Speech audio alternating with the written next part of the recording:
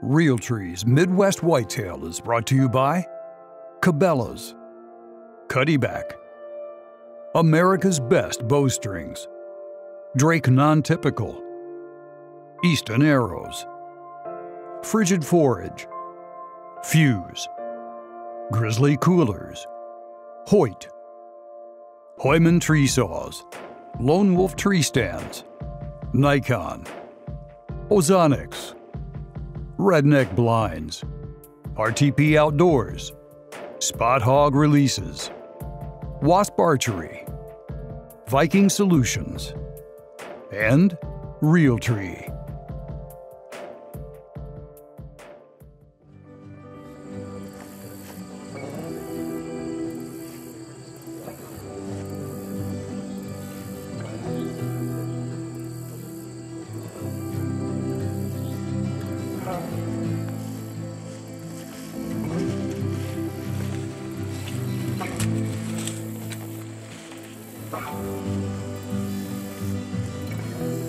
Welcome back to Midwest Whitetail.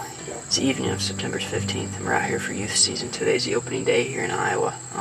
Out here with my nephew tonight. We're trying to get him his first deer ever. So I'd introduced to you guys a property that I was planning on hunting. We'd done a bunch of scouting, but some issues arised with that property. There's actually some other kids that were also going to be youth hunting there, so the landowner gave me another property to come and try and hunt, and so I obviously didn't have a whole lot of time to scout, so I came out on Thursday, just walked the perimeter of this property, and found a spot that I think is really good. We've got a timber down here to our north, a bunch of corn to our south, and then a bunch of alfalfa that just kind of wraps around this entire field and along the edge of the timber, and there's a ton of tracks in here. So like I said, I didn't want to do too much scouting like in the timber just because we're going to be hunting it so soon. So I kind of gambled and picked a spot.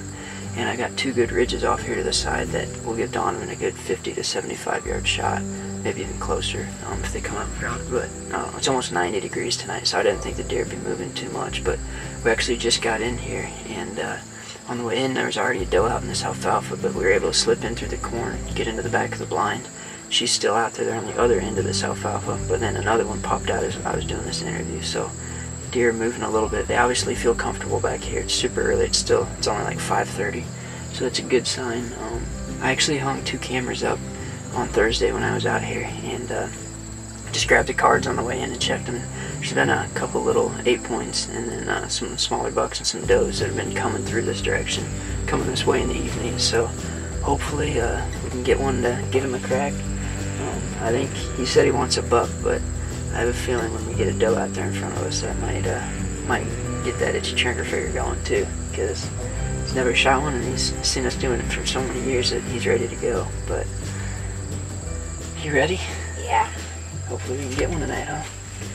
Well, we're gonna sit back, and the evening's just started and we already got deer moving, so I'm excited to be here. It's finally here, youth season, and just awesome to be back out in the blind with my nephew, and hopefully, like we said, we can get him his first deer tonight.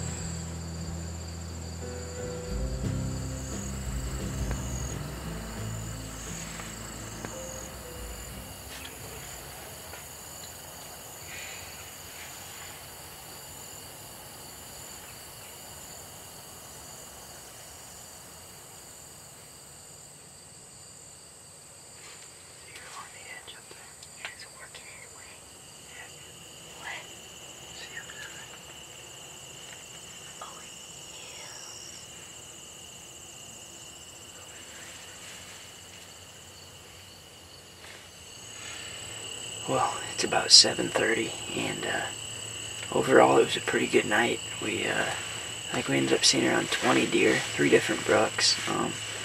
All except that one decent 8-point was about 75 yards. Otherwise, the closest anything got was about 135, which tells me I need to be down kind of where I was thinking a lot of deer would come out. I was just hoping they'd work their way up this way.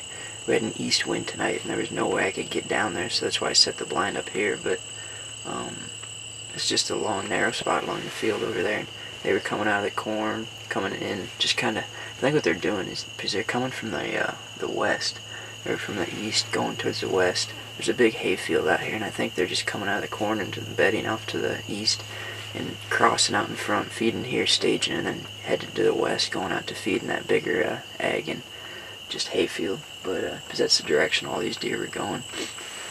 But like I said, we saw 3 different bucks. Any of them you would have loved to shoot, I know that. And but overall, it was a great night. I mean, saw a lot of deer, had fun. I had fun anyway. Did you have fun? Yeah. Good. So, we're probably not going to be back here tomorrow night, depending on, well, might try a different spot where I've been getting some pictures of a couple bucks. A spot that I've hunted a lot in the past, me and Josh. So, got a couple stands set up there that work great for youth and for an east wind. I just don't have many stands set up for an east wind, and it's kind of hard to hunt a lot of these areas on an east wind. But overall, I think it was a great night, and I had fun, I know that, and can't wait to get back out again. So thank you guys for watching Midwest Whitetail.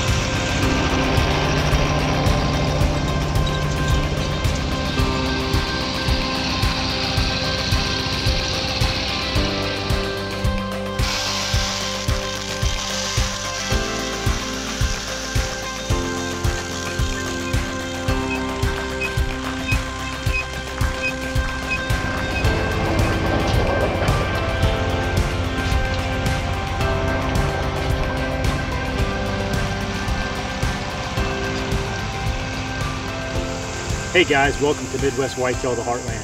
So it's September 16th here. Aaron and I are on the main farm here.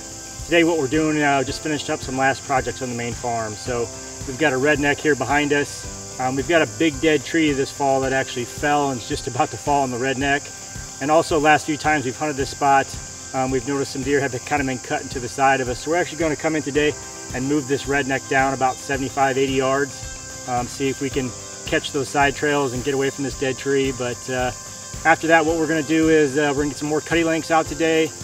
This is a bottom food plot. We've got some big and beastie that's coming great here.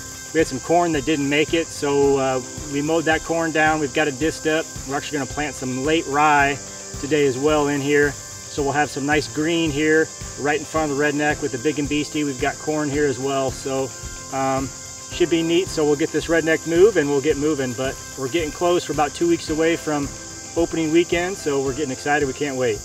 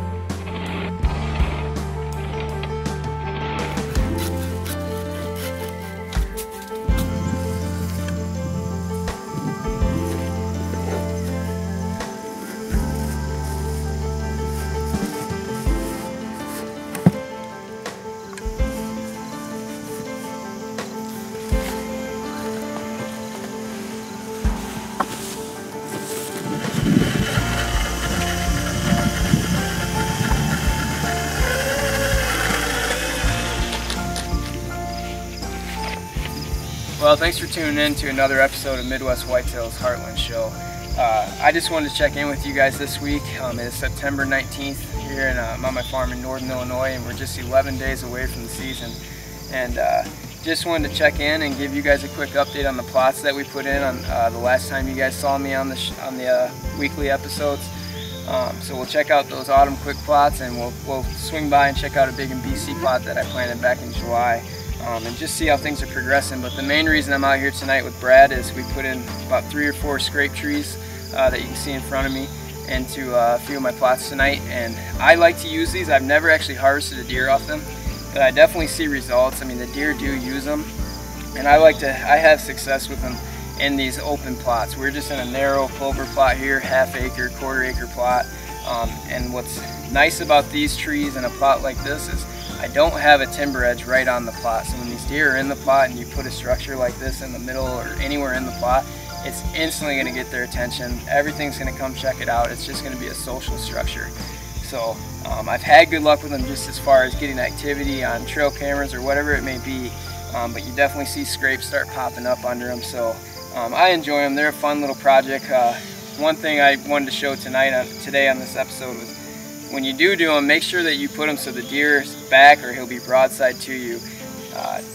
You know, that way if you put it where the deer's in between you and the scrape tree, it's going to give you that nice quarter and away shot like we set up here out of the redneck, or a broadside shot at that. So just something to think about when you do these, but definitely something that works if you've been thinking about them, and it's a fun little project and worth a shot. So we're going to go check out some of the rest of these plots, and we got another tree to put in, and then Brad and I are going to dial in the Hoyts a little bit. We've been shooting, but we're just going to get some shots off and then call it a night. So we're going to get back to work now.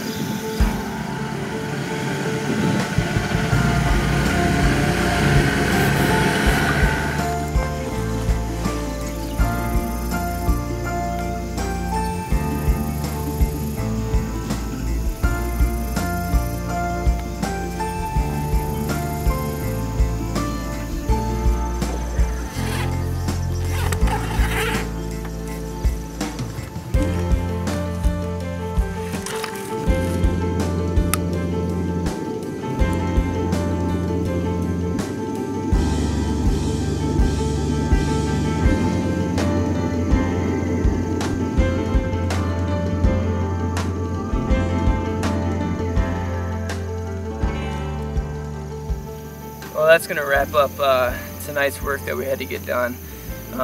We accomplished a lot. I mean, we really didn't have a ton to do, but just wanted to do a quick checkup with you guys and just kind of show you what's been going on and how things have been progressing. We've been getting a lot of rain in the Midwest, so it's been a great year for fall plots. Fall plots have looked great, and a little something extra bonus this year is a lot of farmers are getting their corn out. My neighbors are in the fields today, and I know my dad will be getting our corn out on the farm next week. So shaping up to be a really cool early October. We got some cool weather coming in, and you mix that with crops, a lot of crops being out for once in the Midwest, and it could be a pretty unique early October. So that's going to wrap up for me tonight. The next time you'll see me will be on the 1st, opening day. I'll be out here with my daughter Emma.